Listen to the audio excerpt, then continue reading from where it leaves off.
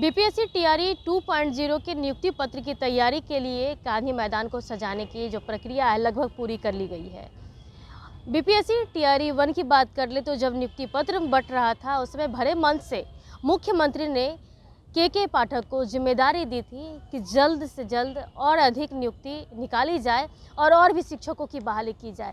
हुआ भी कुछ ऐसा, जल्दबाजी में परीक्षा भी ली गई और रिजल्ट भी जारी किया गया और नियुक्ति पत्र बांटने की भी बातें कही जा रही है। लेकिन इन सब के बीच में कई ऐसे शिक्षक हैं जिसका थंब वेरिफिकेशन होना है और उस दौरान ही कई शिक्षक गायब हो जा रहे हैं। तो वहीं कई सारी विसंगतियां राज्यकर्मी के मिलने की बातें को लेकर के हो रही है। ऐसे में हमारे साथ मौजूद हैं अमित विक्रम जी। शुरू से सबसे पहले आप ही इस खबरों को प्रसारित किए थे, बताए भी थे, लेकिन अब जो शिक्षक वेरिफिकेशन के लिए गायब हो रहे हैं उसके लिए क्या कहेंगे? देखिए, जो गायब हो रहे हैं कहीं ना कहीं संदेह तो है कि वो फर्जी हैं तभी गायब हो रहे हैं। अन्यथा ऐसी क्या परेशानी थी कि जब सारा डॉक्यूमेंट जांच होना है, थंब वेरिफिकेशन की बात पहले भी थी और लोगों ने उसी शर्त पर ज्वाइन भी किया, और जब अब थंब वेरिफिकेशन की बारी आई तो लोग गायब हो जा रहे हैं, अनुपस्थित हो जा रहे हैं, लंबी छुट्टी पर चले जा रहे हैं।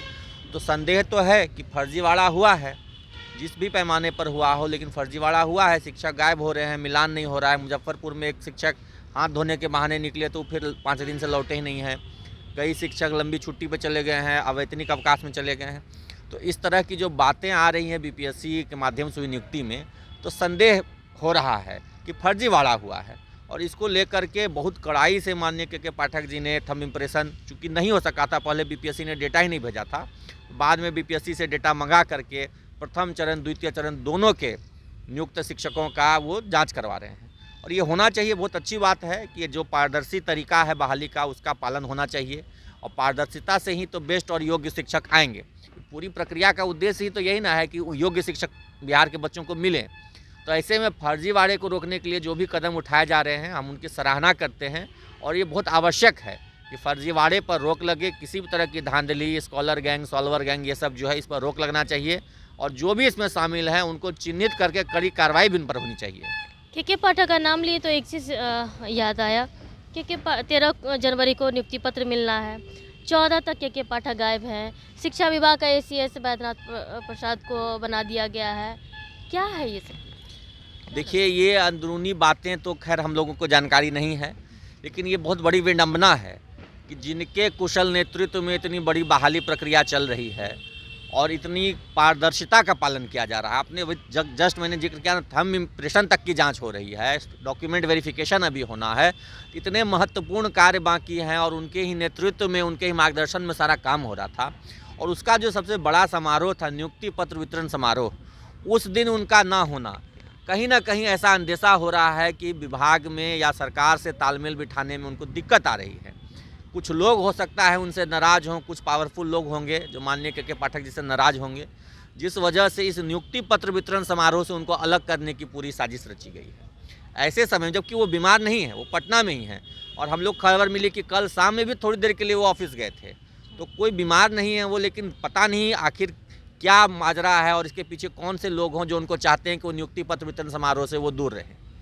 आप जिस तरीके से लगातार इन सारी बातों को रख भी रहे हैं, लेकिन के पाठक को लेकर के एक बातें भी कही जा रही है, जो गठबंधन में भी जो है अभी लेफ्ट के विधायक भी हैं, वो भी कह रहे हैं कि इनकी लंबी छुट्टी हो गई है, यानी कि परमानेंट छुट्टी दे दिया गया है। इसमें शिक्षकों को कितनी राहत मिल सकती है के पाठक के जाने के बाद? देखिए, किसी भी पदाधिकारी के जाने या आने से राहत या तकलीफ वाली कोई बात नहीं। जो भी विभागीय नियम बनते हैं हम लोग उनका पालन करते हैं, और यदि उन नियमों में कुछ व्यवहारिक दिक्कतें आती हैं तो हम लोग अपना विरोध दर्ज करते हैं, सरकार तक अपनी बात पहुंचाते हैं, विभाग तक पहुंचाते हैं। माननीय के पाठक जी के 2-3 निर्णयों से शिक्षकों को असुविधा, व्यवहारिक असुविधा हुई थी।